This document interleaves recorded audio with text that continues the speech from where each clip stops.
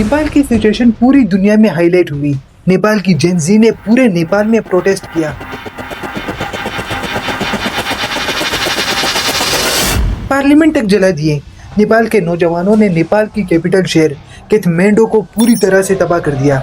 25 अगस्त 2025 को नेपाल के कैबिनेट में एक बिल पास होता है जिसमें सोशल मीडिया ऐप्स को 7 दिन का टाइम दिया जाता है कि वो नेपाल में रजिस्ट्रेशन कराए, मगर इन 7 दिनों में किसी भी ऐप ने रजिस्टर नहीं किया। इसके बाद 4 सितंबर को नेपाली गवर्नमेंट ने 26 मेन सोशल मीडिया ऐप्स को ब्लॉक कर दिया और अब यही वो मोड़ था जिसके बाद हालत और ख़राब होने लगे। जेनजी यानी जनरेशन जेड, जिसका जिक्र हमने वीडियो के शुरू में किया, 1997 से 2012 के दरमियान नस्ल को जेनजी यानी जनरेशन जेड का नाम दिया गया। इस नस्ल को पिछले नस्लों से मुख्तलिफ इसलिए ठहराया गया क्योंकि ये जनरेशन शुरू से ही इंटरनेट, सोशल मीडिया और मोबाइल के साथ बहुत जुड़ी हुई है।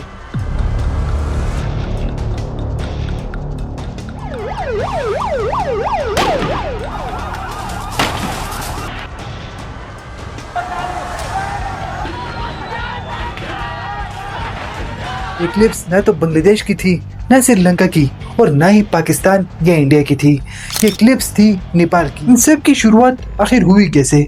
नेपाल एक छोटा सा मुल्क जो कि किसी की सोच में भी नहीं था कि यहाँ पर हालत इस कदर खराब हो सकते हैं। नेपाल के प्राइम मिनिस्टर और कैबिनेट मिनिस्टर एक ही दिन में अपने मुल्क छोड़कर भाग निकले।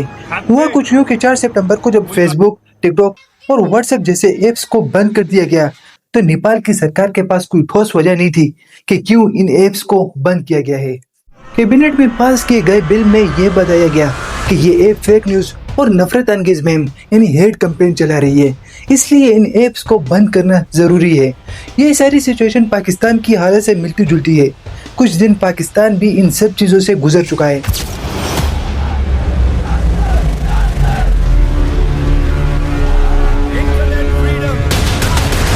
खैर, नेपाल के लोगों में ये गुस्सा इन एप्स की वजह से नहीं था, बल्कि नेपाल के लोग पहले से ही अपनी गवर्नमेंट की टॉर्चर बर्दाश्त कर रहे हैं। हर तरफ करप्शन।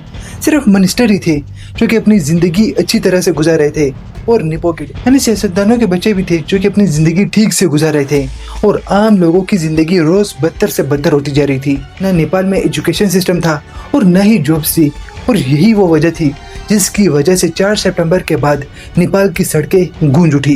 पहले दिन माहौल पुरअमन था, मगर कुछ दिन गुजर जाने के बाद वही माहौल नेपाल की सरकार के लिए सिरदर्द बन गया। पुलिस ने भी ये सब कुछ रोकने के लिए हर हरबा इस्तेमाल किया। टीयर गैस, रबर बुलेट और 19 लोगों को जान से भी मार दिया गया, मगर फिर भी ये सब कुछ ना रुक सका। इतना सब कुछ होने के बाद मीडिया में हाईलाइट हुआ। इंटरनेशनल कम्युनिटी में बैनुल-अक़वामी दबाव भी नेपाल की गवर्नमेंट पर पड़ा। हर दिन गुजर जाने के साथ ये सब कुछ शिद्दत इख्तियार करने लगा और एक वक्त ऐसा भी आया कि पुलिस भी इन सब चीजों से पीछे हट गई।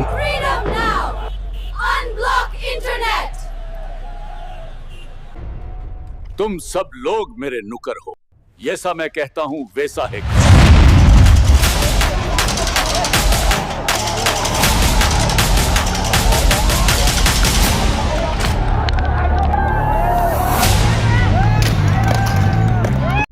इतना सब कुछ होने के बाद सितंबर 9 को नेपाल के शहर काठमांडू में एक अजीब सी खामोशी पूरे शहर में छाई हुई थी, मगर ये खामोशी कुछ बड़ा होने से पहले की खामोशी थी। पिछले कुछ दिनों से नेपाल में सोशल मीडिया पर बैन, पुलिस का क्रैकडाउन और हजारों लोगों के एहतजाज ने नेपाल को एक नई मोड़ पर ला खड़ा कर दिया, जहां नेपाल के prime minister KP. Sharma Oli के पास इस्तीफे देने के अलावा कोई दूसरा रास्ता नहीं था। इसके इस्तीफे के पीछे लोगों का दबाव था या कोई और वजह। वज़ीर-ए-आज़म के रिजाइन करने के बाद एक अलग सा शोर था। लोग खुश भी थे, मगर दूसरी जानिब बहुत सारे और भी सवालात उठने लगे। क्या वाकई में इस इस्तीफे के बाद नेपाल के अच्छे दिन आने वाले थे या ये एक सियासी चाल थी? सड़कों पर मौजूद नेपाल के लोग खुश भी थे और परेशान भी। इनके लिए ये वक्त बहुत बड़ी कामयाबी थी, मगर कामयाबी के बाद की परेशानी भी इनके साथ थी। सोशल मीडिया पर बैन हटने के बाद भी नेपाल के लोग वापस ना हुए, बल्कि ये एहतजाज और भी जोर पकड़ने लगा।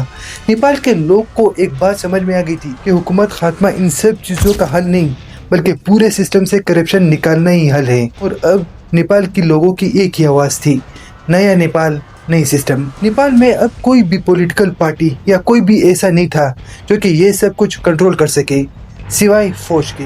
नेपाल की आर्मी इस सारे रोल में बिल्कुल न्यूट्रल थी, मगर अब नेपाल की हालत ऐसी थी कि फौज को सामने आना ही पड़ा। नेपाली फौज के स्पोकन पर्सन ने ये ऐलान किया कि फौज सिर्फ अमन कायम करने के लिए ही है। नेपाल की फौज किसी किस्म की सियासत में मुदाखलत नहीं करेगी।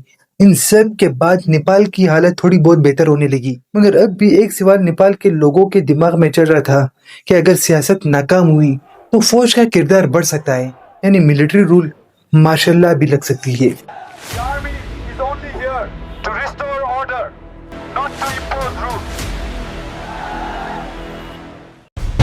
जेनजी का नाम एक बार फिर से सबके सामने आया। बहुत से सालों से ये नस्ल पूरे नेपाल में नौकरी के लिए भटकती रही। इन्हीं सियासतदानों के झूठे वादे कई सालों से सुन रहे थे, मगर अब बर्दाश्त खत्म हो चुकी थी और इसी बर्दाश्त के गुस्से ने एहतिजाज को जन्म दिया। आखिरी मोमेंट तक मीडिया भी कैद में रही। इतना सब कुछ होने के बाद आखिरी कुछ दिनों में मीडिया पर नेपाल की हालत बताई गई। No more corruption. Future is ours. Nepal की जमीन पर पहले भी कई बार ऐसे एहतजाज हो चुके हैं, मगर इस बार पूरी हुकूमत का तख्ता ही उलट गया। एक चीज पर आपने गौर किया कि इस पूरे सीन में फौज का नामो निशान तक नहीं था, मगर जैसे ही नेपाल की गवर्नमेंट गिरी तो फौज भी सामने आ गई और ये कहा गया कि फौज सिर्फ अमन कायम करने के लिए आई है। ये सब कुछ अजीब नहीं हो रहा क्योंकि इसी फौज का नामो निशान अभी तक नहीं था। नेपाल की गवर्नमेंट खत्म होने के बाद ये फौज अचानक अमन कायम करने के लिए आ जाती है, क्योंकि यही आर्मी अगर चाहती तो नेपाल की हालत शायद यहाँ तक ना पहुँच पाती। नेपाल की आर्मी शायद केपी शर्मा ओली की गवर्नमेंट गिराने से बचा भी सकती थी, मगर इससे नेपाल को बहुत ज्यादा नुकसान भी होता, क्योंकि केपी शर्मा की हुकूमत में करप्शन की आखिरी हद थी। अगर नेपाल की आर्मी ऐसा करती तो नेपाल हजारों साल पीछे जा सकता था। नेपाल अब ऐसे मोड़ पर खड़ा है जहां नेपाल को अब एक ऐसी हुकूमत की जरूरत है जो कि नेपाल की हालत ठीक कर सके, या फिर आने वाला वक्त फौज का हो। अब नेपाल के लिए आखिरी कुछ सवाल रह जाते हैं। पहला सवाल कि अब इन सब के बाद आगे क्या होगा? क्या नेपाल में फौजी हुकूमत लगने जा रही है? तो इसका जवाब है नहीं। नेपाल में मार्शल लग तो सकता है नेपाल की हालत के मुताबिक, मगर यह मार्शल वक्ती तौर पर होगा। हमेशा के लिए नेपाल में मिलिट्री रूल का लगना मुमकिन नहीं। अगर फौज सियासत में नहीं आएगी तो नेपाल में अगली गवर्नमेंट किसकी होगी? तो इसका फैसला भी जनरेशन जेड करेगी, जिसने शर्मा ओली की हुकूमत गिराई। नए इलेक्शन होने के बाद ही मालूम पड़ेगा कि नेपाल में आने वाला वक्त कैसा होगा। आखिरी और सबसे बड़ा सवाल, नेपाल का एहतिजाज कब खत्म होगा? नेपाल जैसे मुल्क में ये सब कुछ होना बहुत ही शॉकिंग था। खैर, अगर नई आने वाली हुकूमत इसी जनरेशन की वोट से आई और करप्शन खत्म हुआ तो नेपाल की हालत बहुत जल्द बेहतर हो जाएगी। अब भी नेपाल की कहानी यही खत्म नहीं होती। आने वाला वक्त ही ये तय करेगा कि वाकई में नेपाल की जनरेशन जेड कामयाब हो पाएगी इस बार इस पूरे करप्शन सिस्टम को खत्म करने में या नहीं।